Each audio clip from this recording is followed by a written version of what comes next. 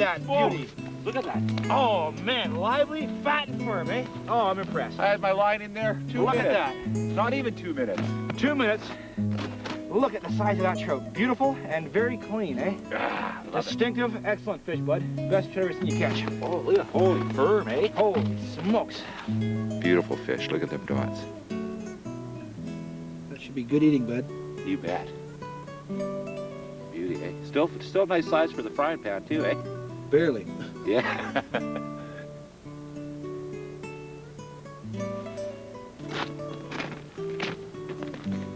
Well, what I'm doing is investigating the lake because we've been here about an hour now, and Tony's already caught that nice brook trout. And I see there's various other holes cut in the lake, so the lake has been busy. It's actually not even a lake, it's just like a big pond. And we're outside of Prince George here today, and the brook trout fishing so far has been pretty good. We've had a couple of good hits, so far Tony's had all the luck. But we've had some good hits, lots of good action. I keep looking over there thinking, oh geez, another one. But what I'm going to do is anyway, I'm just going to hit each hole because it's so warm out. As you can see, the ice is still melting. And the holes now are just scoop out with your hand and it's clear. So I'm just going to kind of pop and hit each hole just like it would be if you were fishing in the river or a creek. You're going to hit and move, hit and move. Same way we would do fishing a spinner or a crankbait. Just going to drop the bait down a little bit and try a couple of shots in each hole just to see if anybody's cruising around.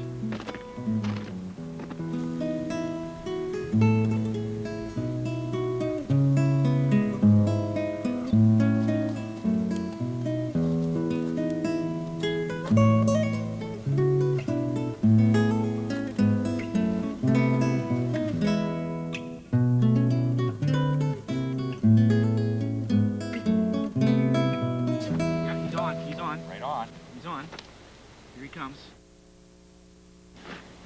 He's heavy. Holy smokes. All right, buddy. Not very big.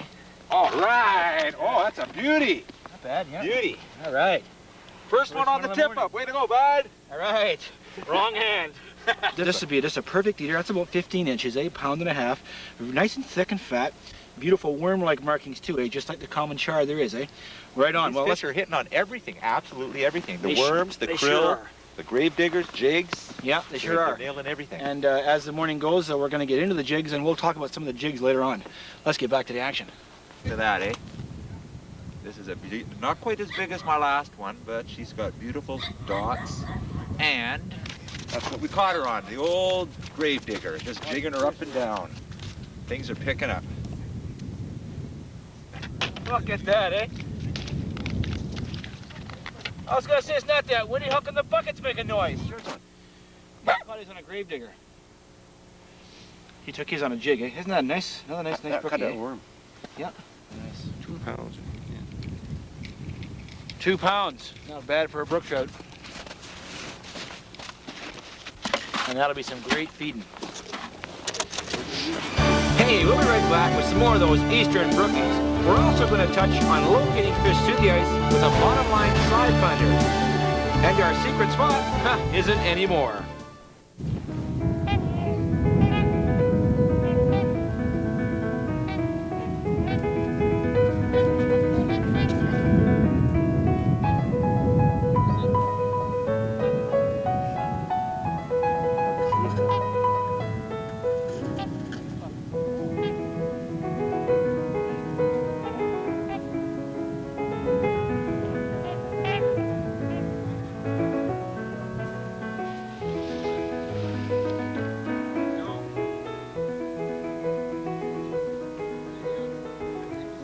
I don't think this secret lake is too secret anymore.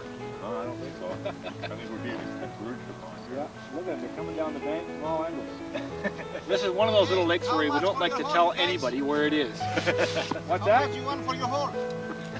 How much you want for the hole? The hot hole. A hot hole, yeah. It's not that hot. Nice fish, eh? Beauty, eh? Another nice brook trout. Yeah. Nice and thick. Yeah, really nice. Yeah. That's all that's in here, just brook trout. Beautiful. Another nice one. Excellent. Well, for a lake that nobody knows about, we're sure getting a lot of people here all of a sudden. I seen them fishing here last The second fish we seen caught today on the worm, one on the tip up and one by our good friend over there. I never had a chance to see the fish, but how was it? Well, it was nice. It was quite comparison to what we had there, a little bit thinner, about the same category, about 2 pounds. We haven't seen a big one yet, but we know that there's between 3 and 4 pounders here quite a bit because we have seen other people catch them. The other day we were here yesterday, there was a couple that didn't look bad at all either, and it was worms again then, mostly. Instead of my jigging today, so well, I had a hit on my krill here, but I only hit it once. Yeah, that's right, early in the morning. This is the hole I lost that one on that broke. That's right, yeah, it was a nice fish. That looked like probably one of the biggest we saw all day. This is Gravelpit Lake, and we're about 30 miles north of Prince George. We weren't even going to tell anybody where it was because we were led to believe it was a secret lake, but then again we found out. And as the mornings progressed, we have a lot of company here all of a sudden.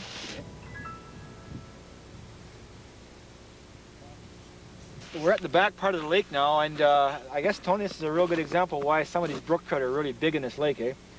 We have an underground spring running in the back part of the pond here, and they say that at this particular part of the lake, it never freezes, even at 40 below, eh? Yeah, that's what I've heard. Mind you, the last time we were here, this area here, it thawed out pretty quick because it wasn't open that much. Yeah, it was open over in this you're edge. right. You can actually see where we drilled a couple of holes here last time in vain because there was no fish. But and you know, the banks now, the snow, and it's just overnight, eh? Yeah. You know, it's had some snow, but the weather here is phenomenal. It's just like summer. Today's selection of lures that we're using are your common jigs. We have 3 or 4 different sizes that come in a combination of colors. Black has been a very good color for a jig. Yeah, and my orange gravedigger was good. The gravedigger. It was actually almost a real close color, as just like the krill is, almost. That's almost right. The it same has color. that like that iridescent kind of glow to it that the fish seem to be attracted to, eh? Well, one thing we've discovered for sure anyway, the fish today are definitely a negative response. Oh, no kidding. Unless we have a jig or some live bait that really entices them, you really have to work hard to catch your fish.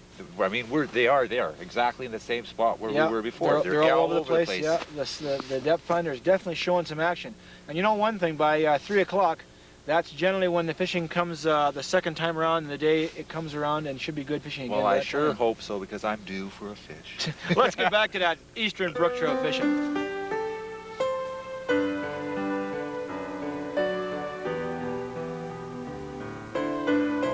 Come on, bud.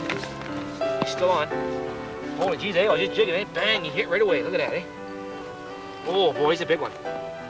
He's a big one. Here he comes. Man, you can't rush these big fish, eh? They're just so hard to get through the hole. Come on, baby. Yeah, there you go. Oh, look at that, eh? Fell right off. Not very big still, Tony. A little deeper than the last one. A little bit, eh? Yeah. I was using the little yellow polka-dotted green jig, eh? I got something like that. Yeah, right, eh? Well, it sure works. Hey, there's some dinner for us again tonight, buddy. Wrong hand again. Okay, dinner tonight. Well, this goes to show you that jigging here works just as well as, say, a live bait negative type presentation. What I did was I changed my jig up. I had a couple of good hits on the black one because the black jig in very, very clear water can be seen a long way. Now, us as the people looking down the hole, of course, it looks black. But when you're down there looking up, boy, the water looks very clear. And a black jig shows a long way. What I did, though, after a couple of hits and it kind of died off, I changed up to a little jig here. It's yellowish orange with green dots. What I did to arouse the fish and to get his attention, because these fish are a little bit negative today, what I was doing, I was lifting the jig up about a foot off the bottom and letting it pound off the bottom. Just a bunch of erratic pounding off the bottom will stir the dirt up a little bit, and it'll also make a little bit of noise to the fish's sensitive ear, and that'll bring them around. After doing that for about 5 minutes, I cranked up about a foot, and I gave a couple of quick erratic jigs and let it rest. A few more jigs, let it rest, and the fish definitely seen that, and I guess I got him angry, and boom, he came right up. I think Tony's over there using the gravedigger. Well, you're quite right there. I did go right to the gravedigger. Yesterday I had a little bit of success with it. As you know, I caught a nice brookie on that. And last summer I caught a couple of dollies with it. It's a very unusual jig. It has a flat face here, and it's curved a bit. It's got these little arms and a fin at the back, and what it does is it wobbles in the water when you jig it or when you just troll it or whatever, and it gives it a nice side-to-side action. And I'm assuming that's what is attracting the fish. And hopefully I'll have some more success with it today.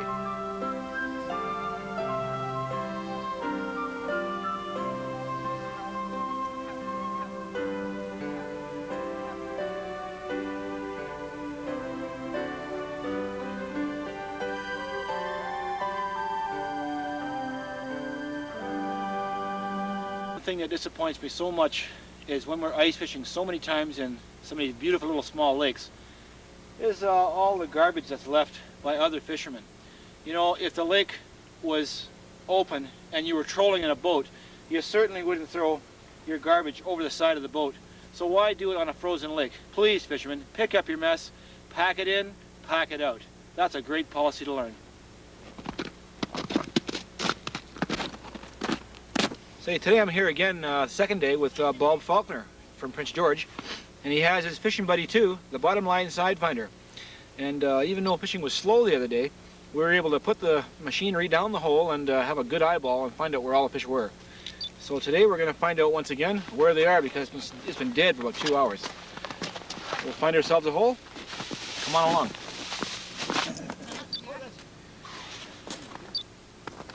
Seven feet. One fish, two fish.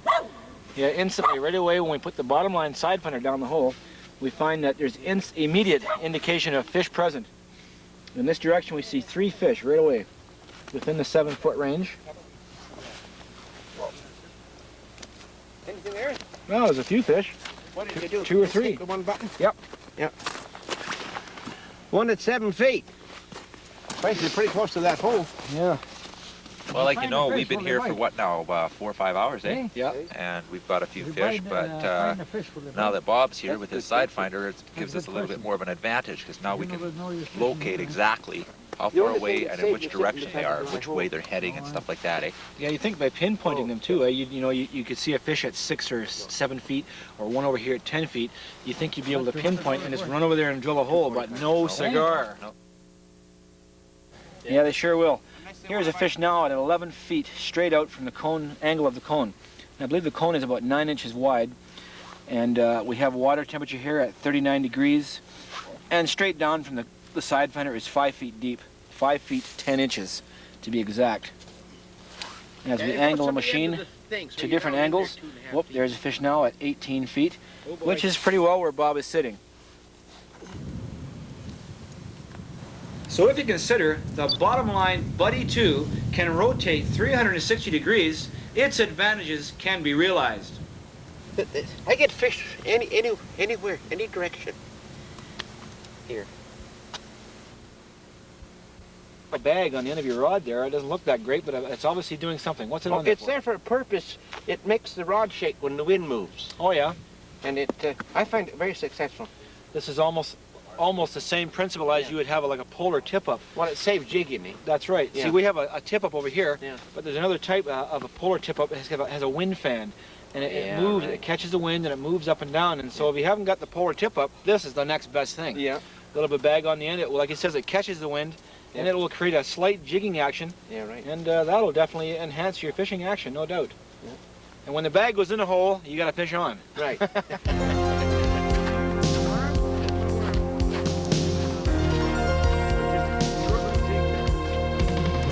Well, that's 2 for you. I guess you're eating tonight for sure. Yeah. Well, my dad is anyway. Oh, you don't eat them? Oh, I eat some. Dad loves These them. are really good tasting. Really? They're real good. This is the first time I caught brook trout. Well, you better try them, because that's actually a pretty big brookies fish. Now, they don't get real big, eh? They're a hard fish to get. But that one's going to be a good eater. Yeah, she's beautiful. Right on. How deep are you? About 10 feet. 10 feet, eh? Yeah. Close to the bottom? I noticed how the bank was coming down. Well, yeah, that's why I'm here, right? We're off the bank. Yeah. So I got a good hit right there, and then nothing. She came right there, right away. Perfect. Good for you.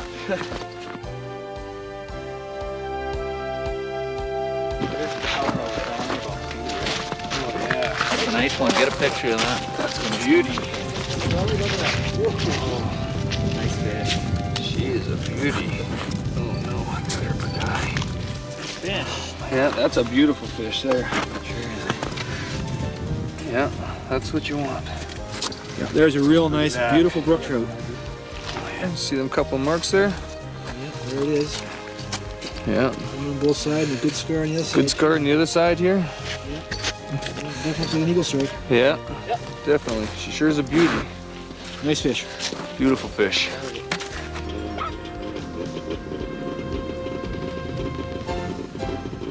That's number 3. Great location for brook trout.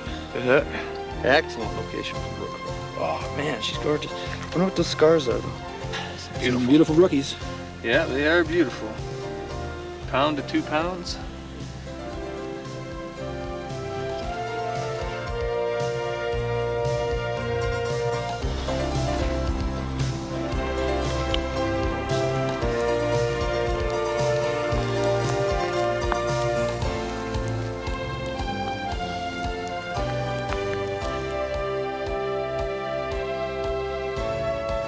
Up next, just a few eating tips. Hey, ever been frustrated eating fish because of too many bones? Well, we've got a technique that will make it a little more pleasant when we return.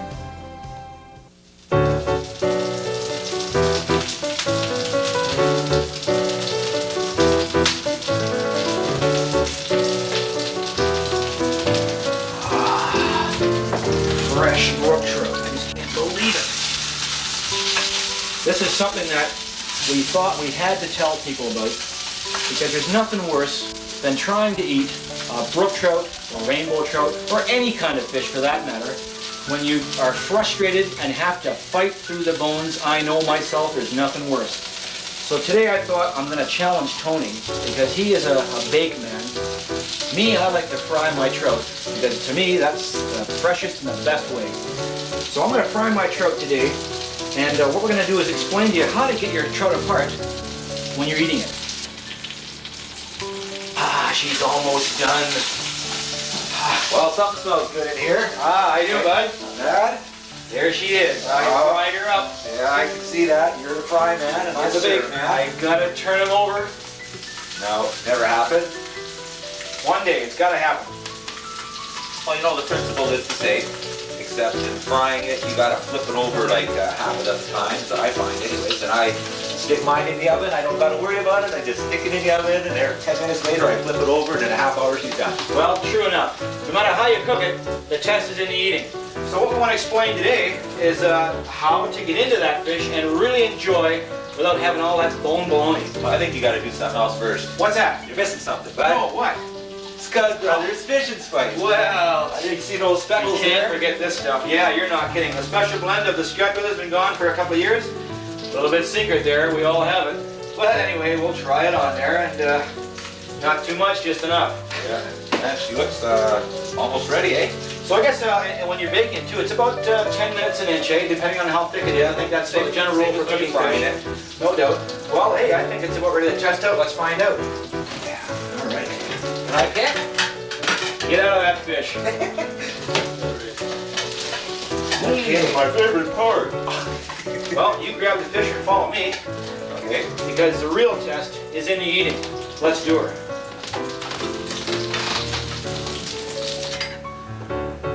Well, Glenn, I can't just sit here waiting for this fish to peel itself here.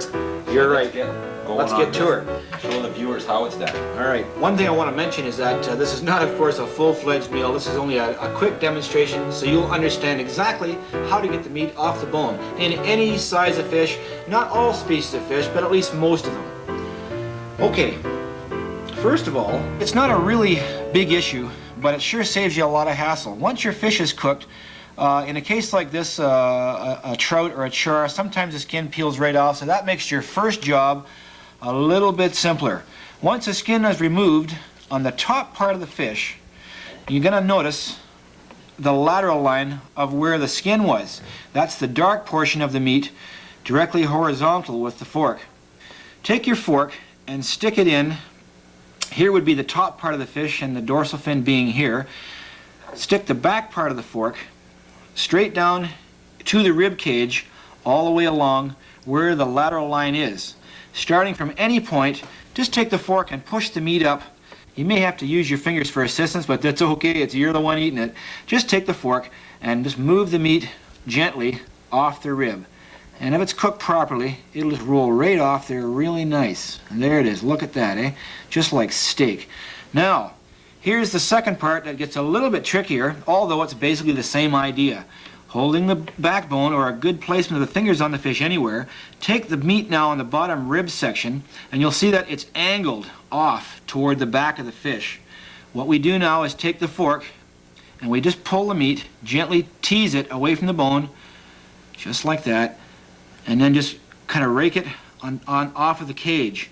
And some of the bigger fish, of course, it'll come much bigger and much flakier, but the smaller fish, it tends to come off in smaller pieces. But this still gets the main part of the meat away without any bones. Here's some more down this end here, just the same idea.